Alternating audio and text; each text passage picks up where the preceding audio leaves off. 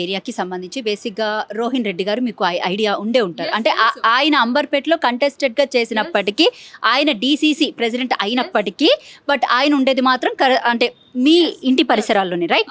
So Rohin Reddy గారి గురించి I head A news about it. GHMC మరియు హెచ్ఎండిలలో నిర్మాణాల అనుమతులతో నకిలీ మార్టిగేజ్ పత్రాల స్కామ్ అనేది బయటకు ఒకటి వచ్చింది. రెండోది, ముఖ్యంగా షేర్లింగంపల్లి జోన్కి సంబంధించి చందానగర్ సర్కిల్స్లో నకిలీ మార్టిగేజ్ అనుమతులు విపరీతంగా ఉన్నాయి. దాని తర్వాత అంటే ప్రతి ఏటా ఇలాగే 100 కోట్లు అనేవి అయితే జరుగుతున్నాయి. అండ్ మోర్ ఓవర్ కాస్త అంటే మున్సిపల్ మంత్రి ఎవరైతే ఉన్నారో ప్రజెంట్ మన సీఎం రేవంత్ రెడ్డి గారు దీని మీద పెద్దగా పట్టించుకోవట్లేదు. బట్ ఇది ప్రధానంగా ఇందులో వినిపించేది మాత్రం మన రోహిన్ రెడ్డి గారి పేరు. ఏం చెప్తారంటే మీ ఏరియాకి సంబంధించిన వ్యక్తి కాబట్టి రోహిన్ రెడ్డి గారు పేరు వినిపిస్తుందని దీని వెనక రేవంత్ రెడ్డి గారు ఉన్నారండి. రేవంత్ రెడ్డి గారు హస్తం లేనిది, రేవంత్ రెడ్డి గారి హ్యాండ్ సపోర్ట్ లేనిది రోహిన్ రెడ్డి గారు చేయరు. వెనకాల ఉండి బ్యాక్గ్రౌండ్ అంతా రేవంత్ రెడ్డి గారు నడిపిస్తున్నారు. రోహిన్ రెడ్డి గారు ద్వారా నడిపిస్తూ ఉన్నారు. ఇదంతా కుమ్మక్కయ్యే చేస్తున్న పనులు. మరి ఇక్కడ నుంచి ఢిల్లీకి రాయవరాలు నడుస్తూ ఉన్నాయి. వాళ్ళ ఇంటర్నల్ చాలా కుంభకోణం జరుగుతున్నాయి. అండ్ ఇదే విషయం మీద కొన్ని ఇండస్ట్రియల్ ఏరియాస్ ల్యాండ్స్ కూడా అవి మొత్తం కూడా వాళ్ళ బ్రదర్స్, రేవంత్ రెడ్డి గారి బ్రదర్స్ ఉండొచ్చు, రోహిన్ రెడ్డి గారు ఉండొచ్చు, వాళ్ళ క్యాబినెట్ మెంబర్స్ ఎవరైనా కానీ మహా కుంభకోణం జరుగుతూ ఉంది ఆ ల్యాండ్స్ మీద వాళ్ళ ప్లాన్స్లో. దాన్ని కూడా మరి ఆ విషయంలో మరి సీసీపీని దగ్గర నుంచి కూడా తెప్పించుకొని ఆ ప్లాన్స్, మ్యాప్స్ ఏవైతే ఉన్నాయో లేఅవుట్స్ విషయంలో కూడా కొన్ని మార్పు చేర్పులు జరుగుతూ ఉన్నాయి. ముఖ్యంగా ఉత్తమ్ కుమార్ రెడ్డి అండ్ బట్టి వీళ్ళందరూ కూడా చేస్తూ ఉన్నారు. మేము అడుగుతూ ఉన్నాం ఒకటి, ఇప్పుడు కొల్లూరులో డబుల్ బెడ్రూమ్లు కట్టారు.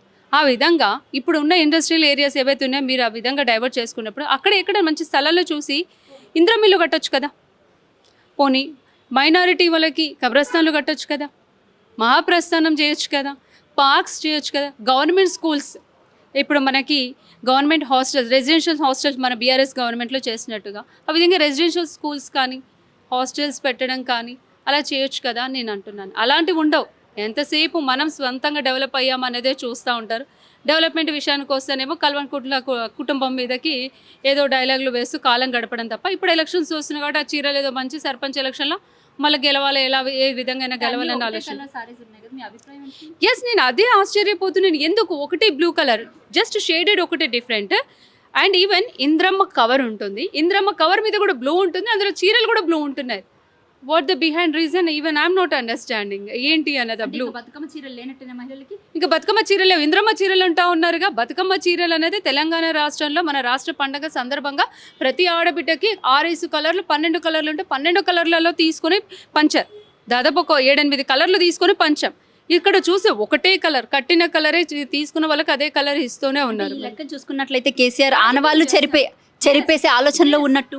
ఎస్, కేసీఆర్ సార్ ఆనవాళ్ళు చెరపడానికే బతుకమ్మ పండుగ రోజు బతుకమ్మ చీరలు ఇవ్వడం మానేశారు. ఇప్పుడు వాళ్ళు రాజకీయం చేస్తున్నారు. మేము కేసీఆర్ సార్ చీరలో, కేటీఆర్ అన్న చీరలో మేము పంచలేదు, మాకు ఆ రాజకీయం తెలియదు. మేము ఎంతసేపు మన తెలంగాణ అభివృద్ధి కోసం, తెలంగాణ రాష్ట్ర పండుగలు ఏంటి, తెలంగాణ రాష్ట్రం కోసం ఆలోచించాం. అలా అని మనం ఆలోచించాం. వీళ్ళం ఏంటంటే రాజకీయం చేస్తూ ఉన్నారు. సచివాలయం కడితేనేమో రాజీవ్ గాంధీ స్టాచ్యూ పెట్టడం, తర్వాత సోనియమ్మ స్టాచ్యూనేమో తెలంగాణ తల్లిలాగా రూపురేఖలు మార్చడం, మళ్ళీ ఇంద్రమ్మ పుట్టినరోజు దగ్గర తీసుకున్నప్పుడేమో ఇంద్రమ్మ చీరలు వంచడం అనేది ఇది రాజకీయంగానే చేస్తూ ఉన్నారు. కాబట్టి ఇది ఇంద్రమ్మ చీరలు. అండ్ ఈవెన్ మేము అన్నపూర్ణ క్యాంటీన్ పెట్టినాం, అన్నపూర్ణ దేవి మీద పెట్టినాం. వీళ్ళేం చేశారు, అన్నపూర్ణ క్యాంటీన్ మేము పెడితే వీళ్ళు ఇంద్రమ్మ క్యాంటీన్ పెట్టారు. ఇది రాజకీయం.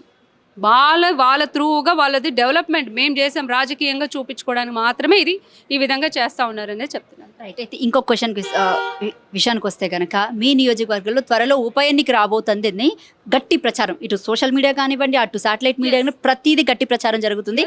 ఎట్టి పరిస్థితులు అంటే ఎన్నిక రాబోతుంది. ఎందుకంటే బీఆర్ఎస్ పార్టీలో గెలిచిన దానం నాగేందర్ కాంగ్రెస్ పార్టీకి వెళ్ళిన తర్వాత కాంగ్రెస్ పార్టీ ఇచ్చినటువంటి ఎంపీ టికెట్ సికింద్రాబాద్లోని బీఫామ్ కూడా తీసుకుని ఆయన పోటీ జరిగింది. సో ఏంటి పరిస్థితి అంటే బీఆర్ఎస్ పార్టీ అక్కడ వచ్చే ఎన్నికల్లో గెలుస్తుందంటారు? మరి బీఆర్ఎస్ పార్టీ ఇప్పుడు వచ్చే బై ఎలక్షన్స్ మాత్రం ఖచ్చితంగా బీఆర్ఎస్ పార్టీ గెలుస్తుంది. I'm just 101% I can say. పరిస్థితి రాదండి.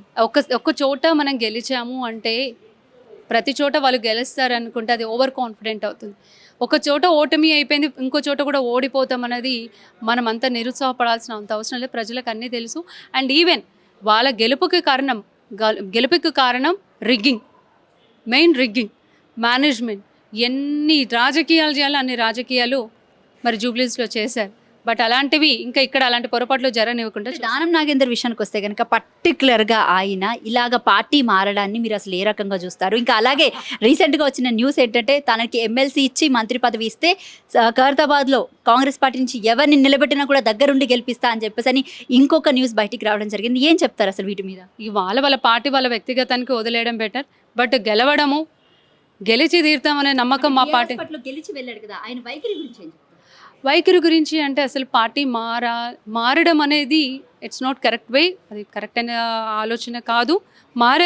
మారినాక ఏంటి అనేది కూడా అక్కడ వెంటనే పనిష్మెంట్ అనేది చూపిస్తారు కదా, చూపించారు, భగవంతుడే చూపించేస్తారు కదా. Thank you ma'am. Thank you.